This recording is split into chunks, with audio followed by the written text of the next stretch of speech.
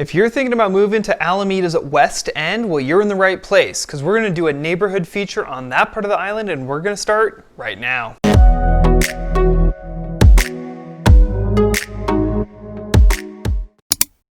Hey guys, Hans Struzyna with the Gunderman Group at Keller Williams Luxury International coming to you with another video. Today, we're doing a neighborhood feature. By popular request, a lot of people have been asking for me to do one on the West End, so here it is. If you get some value out of this, give the video a thumbs up and subscribe to the channel, because I'm going to continue to put out weekly content just like this, and you're not going to want to miss it. So, without any further ado, let's get into it.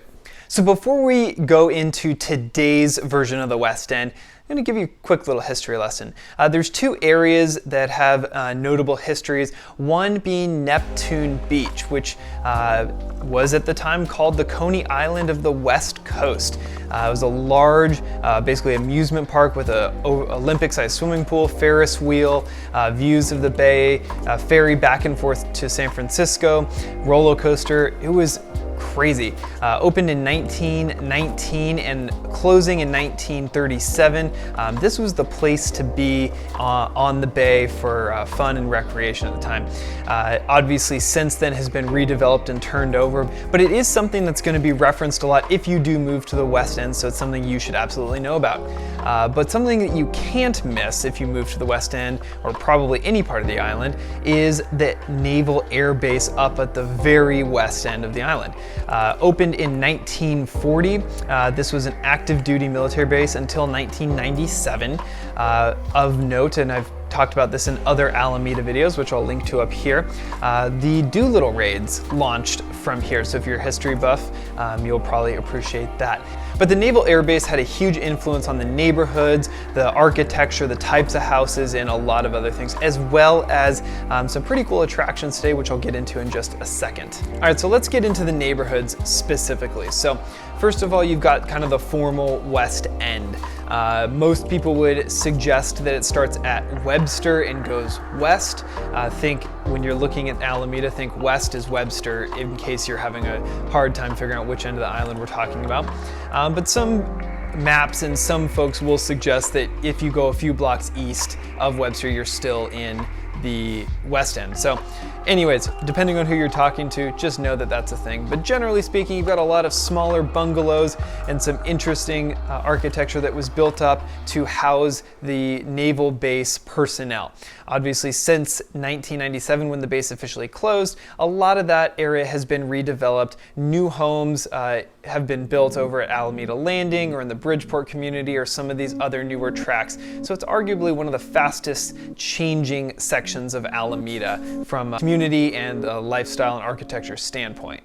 Moving over to a very small sliver tucked in between Encinal High School and Payden Middle is Ballena Bay. It's a really cool small community of a lot of townhouses, many of which take advantage of the proximity to the water either by view or actually having a dock. It's a really fantastic space to do some water sports. It's very protected in there, so you've got a lot of opportunities for swimming, supping, canoe, kayak, all of that kind of stuff right in there. Almost all of it was built in the late 60s and the 70s, so architecturally it will show up as that, and it's a really cool opportunity to live on the water in Alameda, which actually surprisingly is fairly rare, even though we're an island city. On the Oakland side of the estuary, you've got a small area called Marina Village, which is predominantly a large office park, but has a number of condo communities scattered inside that, and is really all set up to take advantage of the proximity to the estuary. There's a great walking, running path over there, as well as proximity to the tube and to the Alameda Landing for shopping and access into Oakland. And finally, you've got arguably probably the newest neighborhood in Alameda, which is the former Naval Air Base. As I said, in 1997 it closed, and it started to go through a real cool renaissance. A lot of businesses started to take over in the last 5 to 10 years, some of those large airplane hangars, and many of them are alcohol based. So breweries, winery, distilleries, that sort of thing. You've got a ton of options for sitting out on the tarmac, having a beverage and enjoying the view out there. But now there's also a redevelopment of the interior of the base itself. Hundreds and hundreds of new units are going to be built with tens of thousands of square feet of retail space, green space, parking, all of that kind of stuff. Not to mention, technically on the grounds of the airbase are 2 Trans-Bay ferry terminals. They just opened the second one up recently, but so now there are 2, which if and when we get back to commuting into San Francisco, will help alleviate some of that traffic through the tube and have people go directly by boat into San Francisco. All right, so looking at the school map real quick, I'll throw it up on the screen, but you've got Maya Lin Elementary, which goes into Encinal Junior High. You've got Payton, which goes also to Encinal, and then Ruby Bridges, of course, then takes you into Encinal. So all the elementary schools take you into Encinal on this part of the island.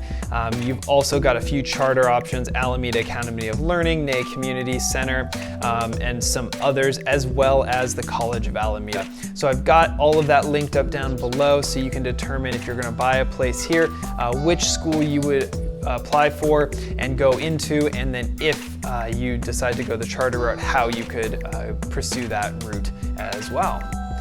So shopping, there are pretty much 2 districts. Like in some of my other videos, I've talked about Park Street. Well, Webster is the West End equivalent. It's actually going through a pretty cool renaissance in and of itself. A lot of new restaurants are popping up here, but that is predominantly where you're going to have your kind of restaurant experience, a post office. A lot of that sort of thing lives on Webster itself.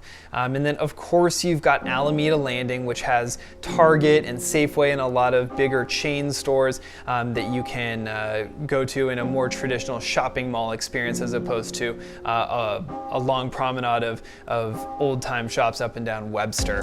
One quick note, which is something that I tell everybody who's considering even moving to the center part of the island or on the West End, is the development of the base. While it's going to be really cool to have more shopping, more opportunities for retail space and that sort of thing, it's also going to bring with it more people. Now, with the work from home environment, it may not clog up the tube quite like we thought 6 to 12 months ago, but your best exit off Alameda is the tube if you're going by car. Obviously, the 2 ferry terminals help if you're trying to go to San Francisco, but if you're trying to go to Oakland, that tube does get congested. One cool thing I did read, which I'll link to down below, is there is a proposed public works project at and around the tube and around the freeway there that's going to change the flow, the on-ramps, the off-ramps of the access to the freeway and into the tube, which probably won't start till 2023, unfortunately, but it's something to look forward to, which I think could help alleviate a lot of the congestion in and out of the island. So just take a look at that if you're considering it and decide what that means to you. All right, so that was my quick overview of the West End of Alameda. Drop down in the comments below if you have any questions or if I missed something and you want me to include it in a future video. And if you got some value out of this, give it a thumbs up and subscribe to the channel, because I'm going to continue to put out East Bay real estate content just like this, and you're not going to want to miss it. So without any further ado, this is Hans Struzyna with the Gunderman Group at Keller Williams Luxury International, signing off for now. See you guys on the next one.